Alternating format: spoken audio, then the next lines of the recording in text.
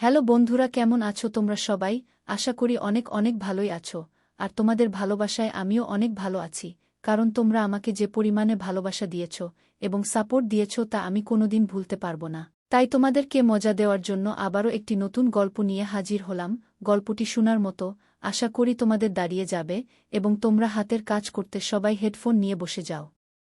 আমি বললাম, শ্বশুর মশাই, আমি আপনার ছেলের বউ, আপনি আমার সাথে এমনটি করতে পারেন না। আমার শ্বশুর মশাই তখন রেগে গিয়ে আমাকে বলল, বৌমা চুপ থাকো, তুমি ৩ বছর হয়েছে তোমার বিয়ে হয়েছে, এখনও তোমার কোনো সন্তান সন্ততি হয় না। আসলে আমার ছেলেটা একটা অপদার্থ, সে কিছুই করতে পারে না। এই বলে শ্বশুর মশাই রেগে মেগে আমার সাথে খুব বাজে আচরণ করা শুরু করল আর বলতে লাগল, বৌমা আজকে আমি তোমাকে এমন কিছু করব যাতে তুমি ২ মাসের ভিতরে মা হতে পারো। তারপরে শ্বশুর মশাই আমাকে কি যেন একটি শুকালো জিমিষ্টি শোকার পর থেকে আমি আর কিছুই বলতে পারি না, অজ্ঞান হয়ে মাটিতে পড়ে গেলাম।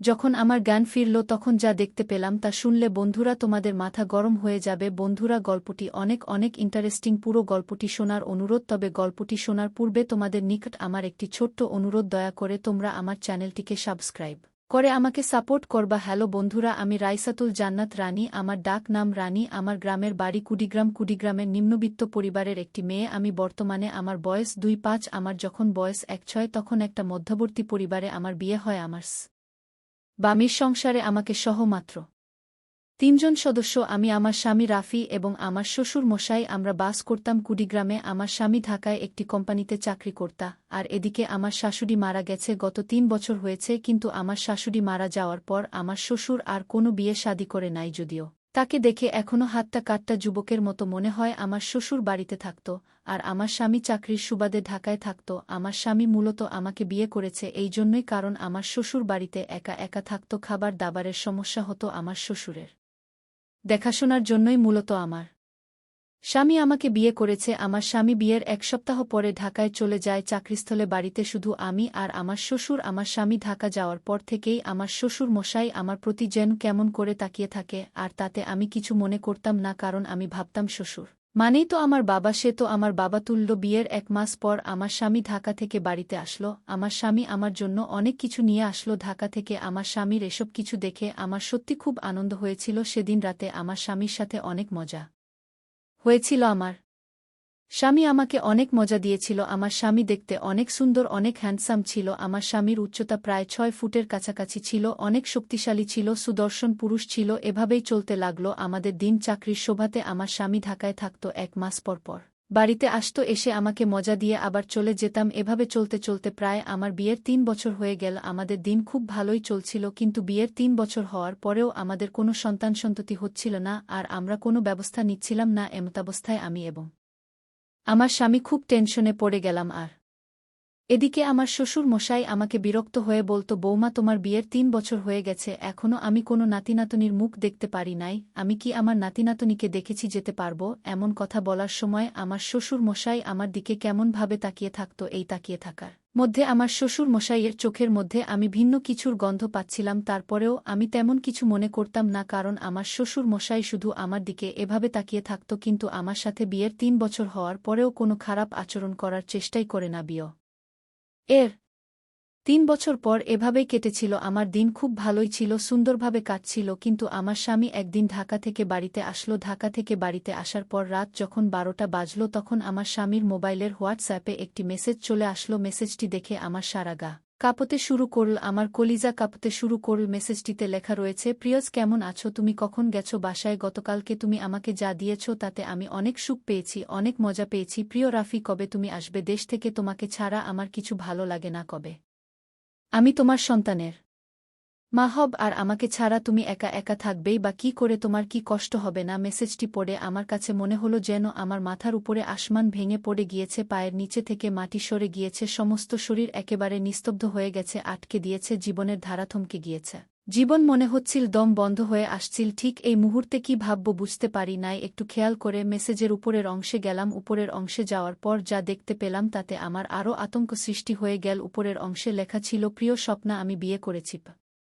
রায় ৩ বছর হয়েছে, আমার কোনো সন্তান হয় না, আমার একটি সন্তানের খুবই প্রয়োজন। আমি বাবা ডাক শোনার জন্য পাগল হয়ে আছি। ইতিমধ্যে আমার বুকে অনেক ডাক্তার দেখিয়েছি, কিন্তু কোনো লাভ হয়নি। আমি নিজেও ডাক্তার দেখিয়েছি, কিন্তু ডাক্তার মশাই বলেছে আমার কোনো সমস্যা নাই। যত সমস্যা আমার বুয়ের স্বপ্না আমি একটা বিয়ে করেছি তা জানার পরেও তুমি কি আমাকে বিয়ে করবে, আমাকে কি তুমি একটা সন্তান উপহার দিতে পারবে? স্বপ্না বলেছিল তুমি বিয়ে করেছ তাতে আমার কোনো সমস্যা নেই, আমি তোমাকে বিয়ে করতে রাজি, আমি তোমাকে তোমার এবং আমার বর্ষের মাদ জমে আশা করি একটি সুসন্তান দিতে সক্ষম হব। স্বামীর মোবাইলের হোয়াটসঅ্যাপে এরকম চ্যাট দেখে আমার রীতিমতো মাথা ঘুরে গেল। কি করব আমি কিছু বুঝি পাচ্ছিলাম না, ভেবে কিছু পাচ্ছিলাম না কি করা যায়। এমন অবস্থায় আমার তো সন্তান হয় না, সেটা একমাত্র আল্লাহ পাকের ইচ্ছায় হয়। আল্লাহ পাক চাইলে সন্তান দিতেও পারে, আবার চাইলে নাও দিতে পারে, কিন্তু এই জন্য তো আমার সংসার ভেঙে যাচ্ছে। আমার স্বামী আমার উপরে সতীন এনে বসাচ্ছি, আরেকটি বিয়ে করে আমার স্বামীর মধ্যে একটি ভাগ তৈরি করছে। এটা পৃথিবীর কোনো মেয়েই সহ্য করতে পারবে না, বিশেষ করে বাঙালি মেয়ে। আমার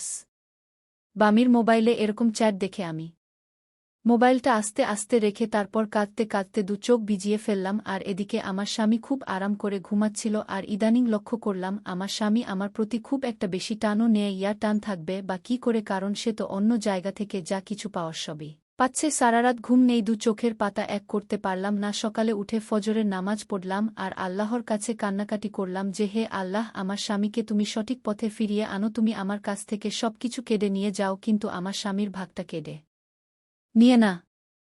আমি আমার স্বামীর বাঘটা কাউকে দিতে পারব না। এভাবে আমার স্বামী ঢাকা থেকে এসে 2 দিন থাকার পর আবার ঢাকায় চলে গেল। মনের দুঃখে তাকে কিছু বলতে পারি নাই। আমার স্বামী চলে যাওয়ার পর আমি নির্বে একা একা শুধু কাঁদি, চোখের জল পড়ে। একদিন শ্বশুর মশাই আমাকে এসে ক্রন্দন্ত অবস্থায় দেখে ফেলে। তারপর শ্বশুর মশাই আমাকে বলল, বৌমা কি হয়েছে তোমার, তুমি কাঁদছ কেন? আমি বললাম বাবা কিচ্ছু না। তারপরেও আমার শ্বশুর মশাই আমাকে বলল, বৌমা তুমি আমার কাছে মনে হচ্ছে কোনো কিছু লুকাচ্ছ। আমি বললাম না বাবা, আমি এমনিই কাঁদছি, হঠাৎ করে আমার বাবা মায়ের কথা মনে পড়েছে তো তাই কাঁদছি। তারপর আমার শ্বশুর আমাকে ধরে সান্ত্বনা দেওয়ার চেষ্টা করছে, কিন্তু আমার শ্বশুর মশাই যখন আমাকে ধরে সান্ত্বনা দেওয়ার চেষ্টা করছে তখন বিভিন্নভাবে আমার প্রতি বাজে ইঙ্গিত করছে, যা আমার কাছে খুব খারাপ লাগছে। কিন্তু তারপরেও সে তো আমাকে এই মুহূর্তে সান্ত্বনা দিচ্ছে, যে কারণে শত বাজে ইঙ্গিত পাওয়ার পরেও আমার কাছে খুব ভালোই লাগছিল। এভাবে আমার শ্বশুর মশাই আমাকে অনেকক্ষণ ধরে রাখল আর মাথায় বুলিয়ে দিতে লাগল। তখন আমি কিছুটা দুর্বল হয়ে গেলাম। দুর্বল হয়ে তার ছেলের সমস্ত বিষয় শ্বশুর মশাইকে খুলে বললাম। শ্বশুর মশাই এসব কথা শুনে আমাকে বলো কি বৌমা, তুমি এইসব বিষয়ে আমাকে আগে বলবা না? আমি বললাম বাবা, আমি তো আপনার ছেলেকে কখনো অবিশ্বাস করতাম না, আপনার ছেলেকে প্রচুর বিশ্বাস করতাম, কিন্তু আপনার ছেলে যে এরকম একটা কাজ করবে তা আমি কখনো কল্পনাও করতে পারি নাই। আমার শ্বশুর মশাই ছেলের এরকম কাণ্ডর কথা শুনে আমাকে সান্ত্বনা দেওয়ার চেষ্টা করল, কিন্তু এই সান্ত্বনা দেওয়ার ফাঁকে ফাঁকে আমার শ্বশুর মশাই আমার সাথে ভিন্ন রকম আচরণ করার চেষ্টা করল আর বলল, বৌমা তুমি শান্ত হও, আজকে তোমার সন্তান হয় না বিদায় সে একটি সন্তানের আশায় এইরকম ধরনের সিদ্ধান্ত শুনিয়েছে। তুমি একটু ধৈর্য ধরো, তোমাকে আমি আগামীকালকে একটি কবিরাজের কাছে নিয়ে যাব, অনেক নামকরা কবিরাজ, তার চিকিৎসায় নাকি অনেকেই মা হতে পেরেছে। আমি বললাম বাবা, যা করার এখন আপনি করবেন, কারণ আপনার ছেলেকে তো আমার ফেরানোর ক্ষমতা নাই। পরের দিন শ্বশুরমশাই আমাকে নিয়ে একটি কবিরাজের কাছে গেলেন। কবিরাজ আমাকে দেখে পরীক্ষা নিরীক্ষা করে বললেন, তুমি মা হতে পারবা যদি তুমি একটা কাজ করো। অবশ্যই কাজটি করা আমাদের সমাজের আইনের বিধানে নেই। আমি বললাম কবিরাজ মশাই কি কাজ একটু ক্লিয়ার করে বলুন। তারপর কবিরাজ মশাই আমাকে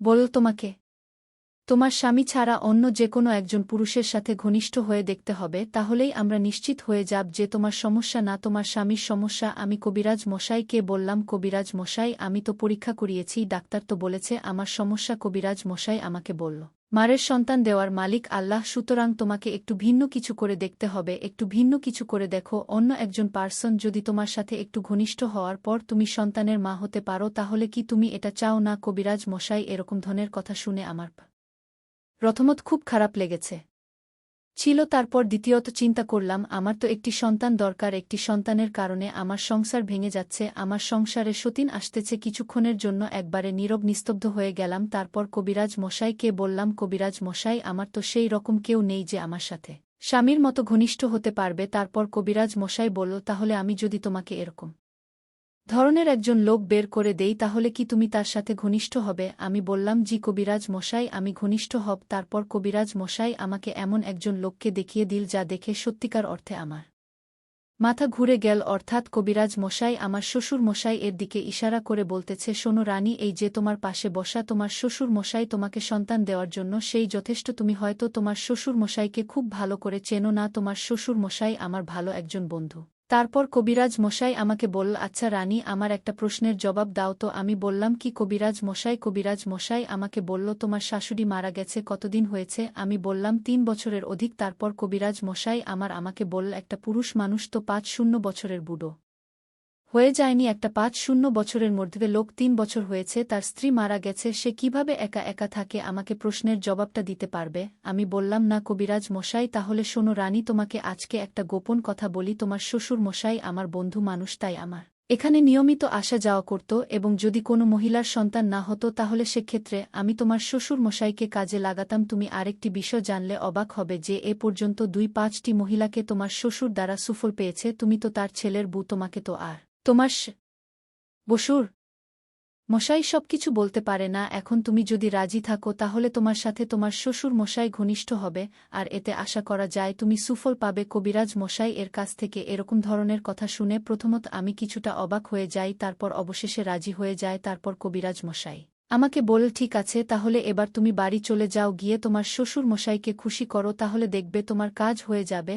আর তোমার শ্বশুর মশাই একা যে পরীক্ষিত। তারপর কবিরাজ মশাই এর কাছ থেকে বাসায় চলে আসলাম। বাসায় চলে আসার পর আমার শ্বশুর মশাই আমার দিকে তাকিয়ে আমাকে ইঙ্গিত দিল, যান, আজকে আমি প্রস্তুত থাকি। অবশেষে নিরুপায় হয়ে একটি সন্তানের আশায় আমি সেই কাজটি করেছিলাম। আমার শ্বশুর মশাই এর সাথে যে কাজটি সাধারণত স্বামী স্ত্রী করে থাকে, আর এদিকে আমার শ্বশুর আমাকে পেয়ে খুব খুশি, আর তার ছেলেকে এমনভাবে টাইট দিয়েছিল যাতে তার ছেলে দ্বিতীয়বার কোনো মেয়ের সাথে কথা বলার সাহস না পায়, আর যদি কথা বলে তাহলে পরিষ্কার জানিয়ে দিয়েছে যে তার সমস্ত সম্পত্তি থেকে বঞ্চিত করবে। সবকিছু আমার শ্বশুর আমাকে লিখে দিয়ে দিবে। এসব কিছুর ভয়ে অবশেষে আমার স্বামী ওই মেয়ের সাথে সম্পর্ক বাদ দিয়ে দেয় আমার শ্বশুরের সাথে। এসব কিছু করার পর ৩ মাস পরেই আমি বুঝতে পারলাম আমি সন্তান সম্ভাবনা। মনটা আমার আনন্দে নেচে উঠল। সন্তানের মা হওয়ার আনন্দ, সন্তানের মা হওয়া যে কত আনন্দ তা তোমরা যারা সন্তান হয়েছে, মা হয়েছে, তারাই বুঝবে। অবশেষে ১০ মাস পর আমার কোল জুড়ে একটি পুত্র সন্তান এসেছে। সারা বাড়ি আলোকিত করে ফেলেছে। আমার পুত্র সন্তানের খবর পেয়ে আমার আত্মীয় স্বজন, স্বামী এবং শ্বশুরসহ সবাই খুশি। বন্ধুরা, এইভাবে আমি একটি, দুটি নয়, ৫টি সন্তানের মা হয়েছিলাম। এখন আমি আমার স্বামী, সন্তান এবং শ্বশুরকে নিয়ে খুব ভালোই আছি, সুখে আছি। পরিশেষে বন্ধুরা, আমি তোমাদেরকে বলবো, সন্তান দেয়ার মালিক কেবলমাত্র আল্লাহ পাকের, কিন্তু এই সন্তানের জন্য যখন কোনো স্বামী স্ত্রীর প্রতি অন্যায় অবিচার করে, তখন স্ত্রীর অবস্থা খুব খারাপ হয়ে যায়। বাধ্যতামূলক হয়ে সে ভিন্ন কিছু খোঁজার চেষ্টা করে সংসার টিকানোর জন্য। সে তখন বেপরোয়া হয়ে পড়ে। তখন সে ইজ্জত সম্মানের ভয় করে না। তার মনের ভিতরে একটাই ভাবনা থাকে যে করেই হোক আমার সংসার টিকাতে হবে, আমার স্বামীকে আমার কাছে ফিরিয়ে আনতে হবে। সুতরাং আমাদের প্রত্যেকেরই উচিত একটা বিষয় ভাবা, যদি আমাদের সন্তান না হয় তাহলে আমাদের সর্বোচ্চ চেষ্টা করে যাওয়া, আর এই জন্য পরকীয়ার মতো অন্যায় অবিচার করা মোটেও উচিত নয়। বন্ধুরা, আজকে এই পর্যন্তই। আবারও আসব তোমার মধ্যে নতুন কোনো ভিডিও নিয়ে। ভিডিওটি যদি তোমাদের ভালো লাগে তাহলে একটি লাইক দাও। প্রতিদিন আমি তোমাদেরকে একটা করে নতুন গল্প উপহার দিব, তাই তোমাদেরকে অনুরোধ করে বলছি, তোমরা যদি এইরকম ধরনের ইন্টারেস্টিং গল্প পেতে চাও তাহলে দয়া করে আমার চ্যানেলটি সাবস্ক্রাইব করো। পরিশেষে তোমাদের সকলের সুস্বাস্থ্য কামনা করি। ভিডিওটি দেখার জন্য তোমাদের সকলকে অসংখ্য ধন্যবাদ।